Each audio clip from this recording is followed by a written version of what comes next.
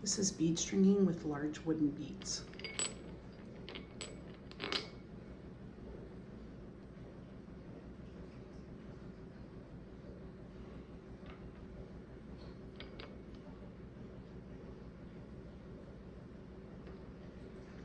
This works on fine motor skills, hand-eye coordination. It works on helping to develop their attention span. You will see some very young children who might only do this for 3 or 4 beads and then they're done. Older children or children with longer attention spans can work on this for a longer period of time.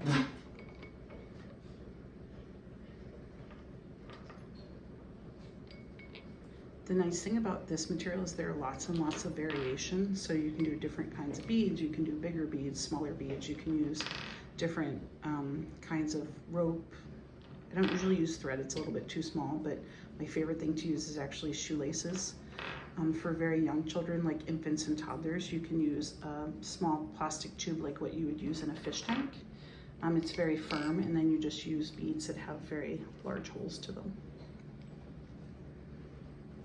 I do try, when I put beads in, especially larger beads, to in some way, like these are a variety of colors, but I'll try and put in 2 of the same thing. So 2 of the yellow balls or 2 of the orange ones so that they can make a pattern if they would like. You will see that all of the beads on this one were used, and so you wouldn't want to put in more beads than can fit on the string at one time, because that could potentially be very frustrating to a child. You could certainly put in less if you wanted to only put in 10 in the bowl, for example.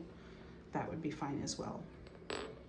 This one has quite a large knot at the back of it. The other thing I have found works really well is to tie one of the beads onto the back or to the end of the rope, because then other beads, a knot at other beads can't go past that. But again, visually, I think these wooden beads are quite interesting for the child.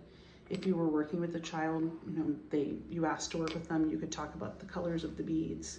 Some beads are small, some beads are medium, some beads are large, so it can work with sensorial as well as practical life.